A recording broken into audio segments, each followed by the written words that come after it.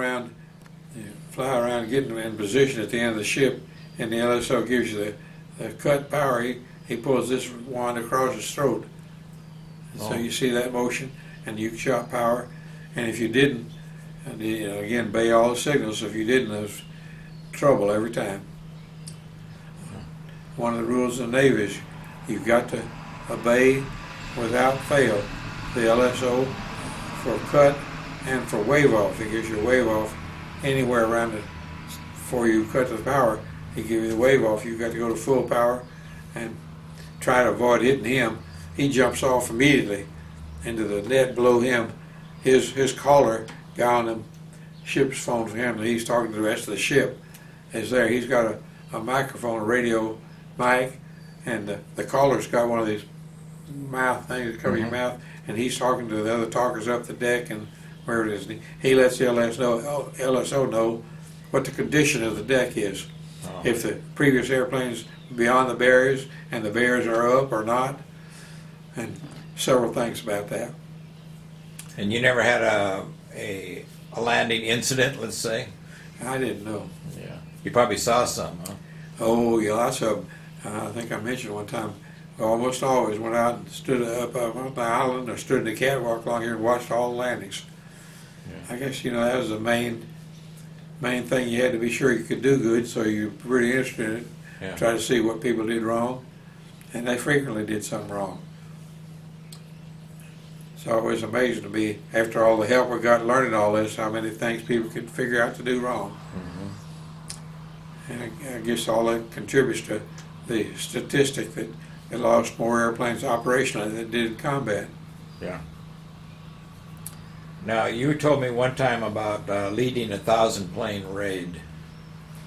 What was the story on that? Well, that's just a what's the word? A saying, an approximation. I did lead 1,000 airplanes. It was probably, let me see, I'm going to figure out pretty quick, really. I mean, it was an awful lot of airplanes. But we had 5 carriers in our task force, and each carrier could hold, I said a little while ago, I think it could hold 90 airplanes standard, but wartime complement was 105. So in round numbers, then let's say each carrier had 100 airplanes, and 5 carriers, that's 500 airplanes would be the most you could get out of that task group. Then you could get another task group down here, and you might join up with them, so you could get 1,000 airplanes. I know there were, from reading, there were 1,000 plane raids during the last part of the war on Japan, but what I led was just our group, and that was because I was flying on Malcolm Kegel's wing as his wingman, and he was the VF leader, and the VF was always in front. So when our task group launched airplanes, VF 88 was in front, and I was on his wing, and we were right there. And the one time that I got that lead was because we were headed into south of the main island, Japan, somewhere. I don't remember the name of the field or the place.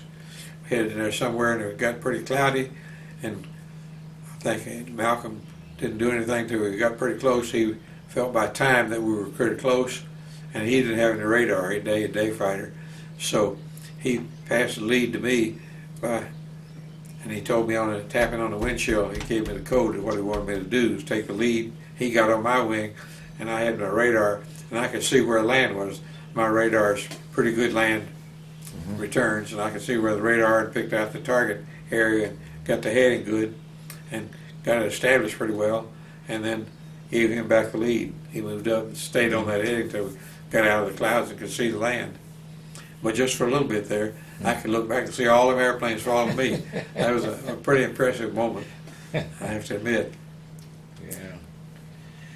So when then you were shooting rockets, those probably were those 5Ns you were 5-inch rockets that we had, yeah.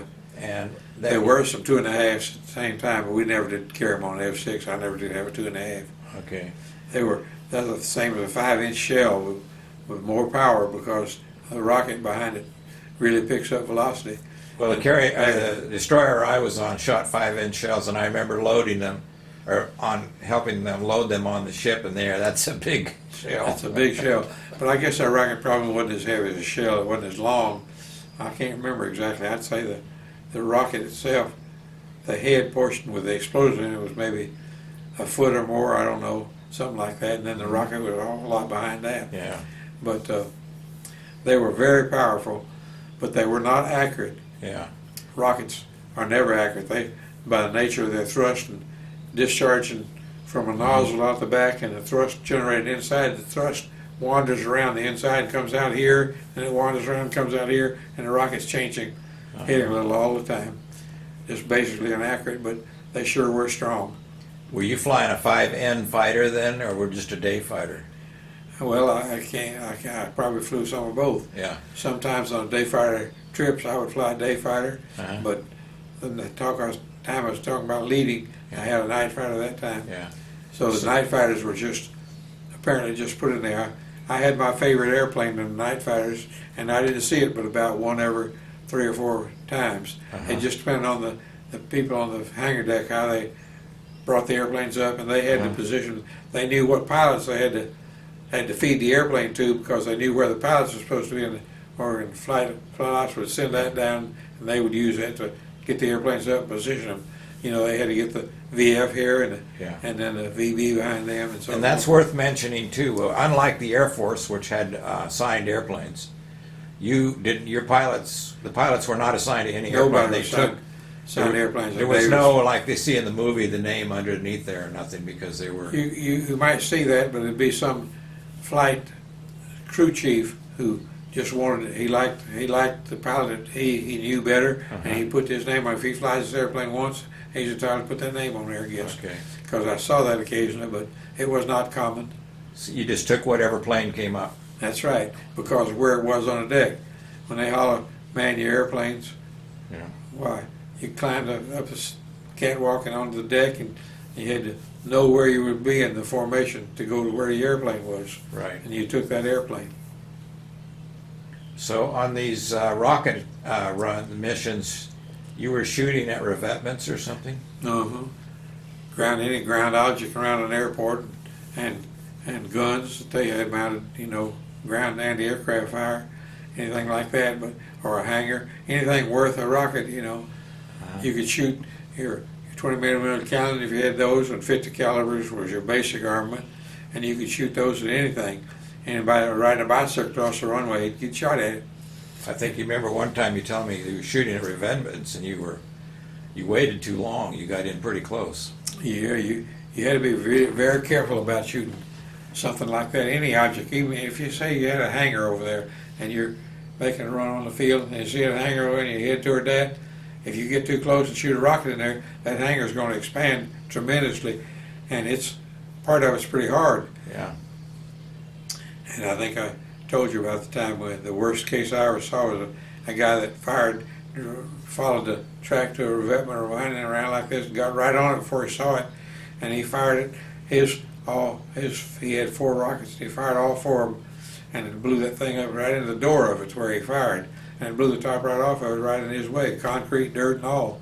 And when he came back to the ship, the leading edge of his wing was flat from here out to here. On both sides, and the prop governor mounted on the case of the engine right in the front there, and it was gone. Wow. So he was pretty lucky to get back. He was lucky to get back, yeah.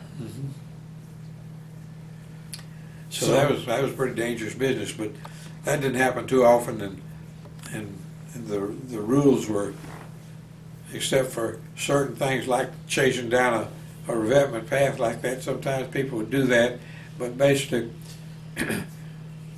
all of my ground attack missions were scheduled to nobody go lower than 2,500 feet. That was just the minimum altitude they had determined. That almost no airplanes got shot down if they were above that, and a whole lot of them got shot down below that, so they set 2,500 feet. I know a comparison story when my friend Ed Jackson had that bad emergency in Korea one time when he was flying a jet and flew down between a couple of hills that had a big cable hung across it. That was, I hate to say that to my friend Ed, but that's just stupid, him flying down between the hills, because just like this thing over to across the river here, right over there. What else? What could you think if there was a war on and They didn't want you to go through there. What would they do? So they put a cable across there. So he was just young and eager to even get down that low. He shouldn't have been there. Let me pause here.